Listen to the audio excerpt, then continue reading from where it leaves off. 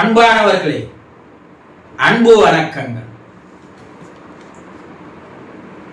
குருஜி, நான் ரொம்ப துயரத்தில் இருக்கிறேன், ரொம்ப துன்பத்தில் இருக்கிறேன், ரொம்ப கஷ்டப்படுறேன், வேதனையில் இருக்கிறேன். எனக்கு யாராவது உதவி செய்வாங்களா?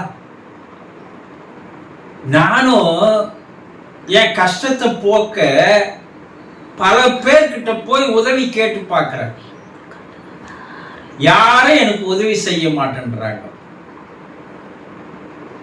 நல்ல நண்பர்களா இருந்தாங்க, ஆனா உதவின்னு கேட்டு போனா அவர்களுடைய குணமே மாறிவிடுகிறது.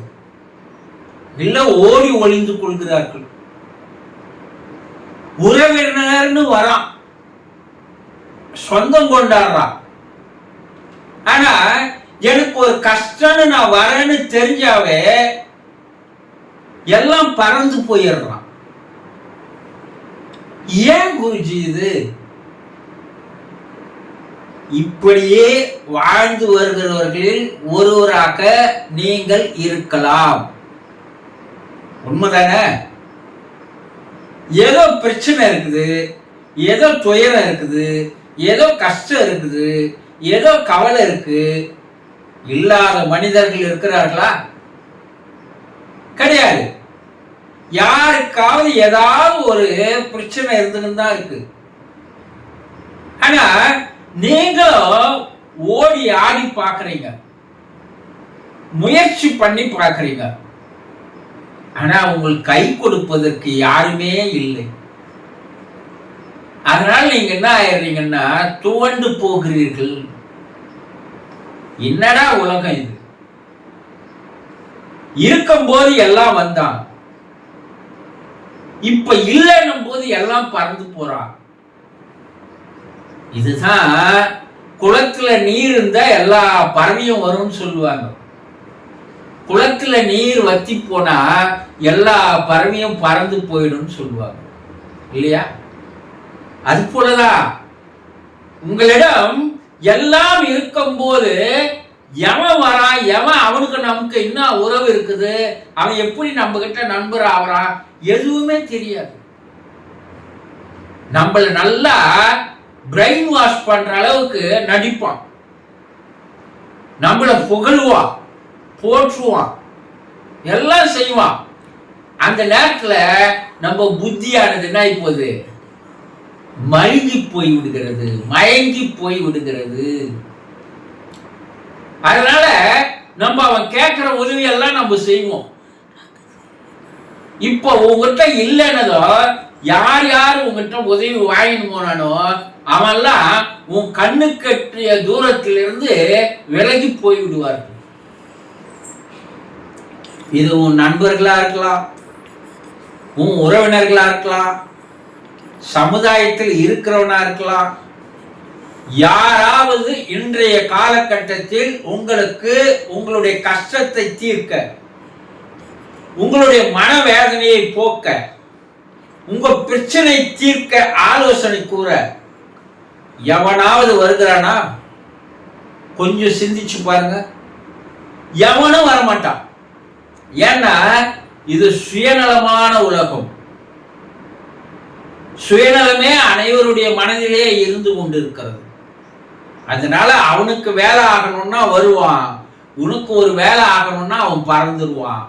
இன்னொன்னு இதை புரிஞ்சிக்காத வாழ்ந்து வரையே நீ என்ன மனுஷனா? ஆனா ஒரே ஒருவன் உனக்கு உதவி செய்ய காத்திருக்கிறான். யார் புரிஞ்சது? ஒருவன் இருக்கிறான், அவன் உன் துன்பத்திலிருந்து உன்னை போக்குவான், உன் துயரத்திலிருந்து உன்னை காப்பாற்றுவான், உன் பிரச்சனைகளை தீர்க்க ஆலோசனை சொல்லுவான், உனக்கு வழிகாட்டியா இருப்பான், உனக்கு பாதுகாப்பா இருப்பான், எல்லாம் இருக்கிறான். ஆனா அவனை நீ மறந்து போய் விடுகிறாய். அவன் ஆதரவுக்காரன் நீட்டுறான், ஆனா நீ கைய மடிச்சு வச்சுக்கின்னு என்னை காப்பாற்ற ஆள் இல்லையே ஏன்னு நீ அழுது கொண்டிருந்தால் அவன் என்ன செய்வான்? அவன் எந்த நேரமும் உங்களுக்காக உதவி செய்ய காத்து கொண்டிருக்கிறான். அவன் வெளியே எங்குமே இல்லை.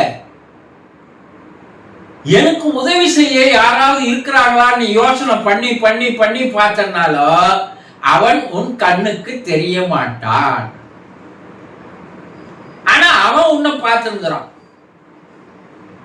உன் கஷ்டத்தை தீர்க்க, உன் கண்ணீரை துடைக்க அவன் காத்து கொண்டிருக்கிறான். யாரெல்லாம் சொல்றீங்க தெரியல குருஜி எனக்கு. அண்ணா, நீ கஷ்டப்படுற காலத்துல கடைசியா எங்கதான் போய் நிக்கிற? திக்கற்றவனாக, ஆதரவு அற்றவனாக, யாரும் உனக்கு உதவி செய்யாத போது நீ என்ன செய்யறன்னா இறைவனிடம் போய் நிற்கிறல்ல. ஒரு சிலர் என்ன சொல்றான், இறைவன் இல்லப்பா, அதெல்லாம் சும்மா. அப்படி இருந்திருந்தா அவன் என்ன என் கஷ்டத்தை போக்கி இருப்பா இல்லையா? ஆனா நீ சொல்ற அவனை நீ என்ன பண்றன்னா அவனிடம் நெருங்குவதற்கு பதிலாக அவனை ஒரு எதிரியாக, ஒரு விரோதியாக அவனை நினைப்பதால் அவன் உன்னை விட்டு விலகி போகிறான். இதுதான் உண்மையில் நடக்கிறது.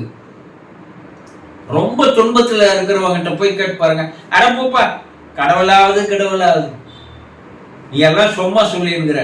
நான் போகாத கோயில் இல்லை, நான் வணங்காத கடவுள் இல்லை, நான் செய்யாத பரிகாரம் இல்லை, ஆனா என் கடவுள் என்னை கையை விட்டுட்டானே சொல்ற மனிதர்கள் என்று நிறைய பேர் இருக்கிறீங்க. அதுல நீங்களும் ஒருத்தரா இருப்பீங்க, உண்மைதானே? ஆனா கடவுளை நீ போய் எங்கே தேடினாய்? வெளியே தேடினாய். வெளியே தேடுவதால் அவன் உனக்கு உதவி செய்வதை உன்னால் தெரிந்து கொள்ள முடியவில்லை. அவன் உனக்குள்ளேயே இருக்கிறான்.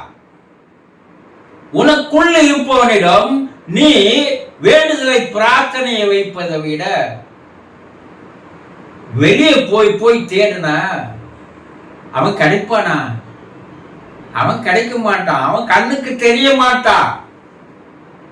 நம்ம என்ன பண்றோம்? கோயில் கோயிலா போய் வணங்குகிறோம்.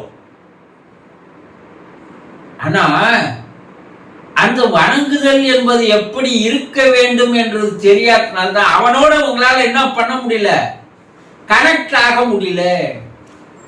இது நிறைய பேருக்கு தெரியறதில்லை. இறைவனோடு நாம் எப்படி தொடர்பு கொள்வது என்பது தெரியாத காரணத்தினால்தான் வெளியே அலைந்து ஓடி கண்ணீர் விட்டு கதறி அழுகிறீர்கள். அவனோட கனெக்ட் ஆவதற்கு என்பது ஒரு வழி இருக்கிறது.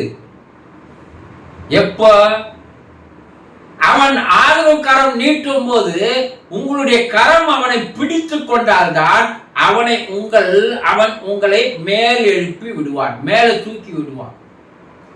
நீ கையை நீட்ட மாட்டேன்றியே, அப்ப எப்படி அவன் உங்களை பிடிப்பான்? எப்போது எந்த பிரச்சனையும் இல்லாத மனதை நீ அமைதியாக வைத்துக் கொள்கிறாயோ அப்போது அவன் வெளிப்பட ஆரம்பிக்கிறான். நீ என்ன பண்ற? குழப்பத்து மேல குழப்பம், கவலை மேல கவலை, வேதனை மேல வேதனை. இதேதான் என் கஷ்டம் தீருமா, என் கஷ்டம் தீருமானா நீ எதை எண்ணுகிறாயோ அதுவே உன்னிடம் பல மடங்கு பெருகி வந்து சேரும் என்பதை தெரிந்து கொள்வதில்லை. நீ அப்படி சொல்றதை விட என் கஷ்டம் எந்த அளவுக்கு இருந்தாலும் என்னை காப்பாற்றுபவன் ஒருவன் இருக்கிறான்பா, இருக்குது ஏதோ ஒரு சக்தி, அது என்னை காப்பாற்றுறோம். அந்த நம்பிக்கை உனக்கு இருக்குமேயானால் அவன் ஒருவனை தவிர வேறு யாராலும் உன்னை காப்பாற்ற முடியாது. அப்போ அவனோடு கனெக்ட் ஆவது எப்படி? அவனோடு கை கோர்த்துக் கொள்வது எப்படி? அவனை துணைக்கு அழைப்பது எப்படி? இந்த வித்தைய, இந்த முறைய நீ கற்றுக்கொண்டால் உனக்கு வாழ்க்கையில் கவலையோ பிரச்சனையோ வேதனையோ இல்லவே இல்லை என்பதை தெரிந்து கொள்ளுங்கள். சந்தோஷம்.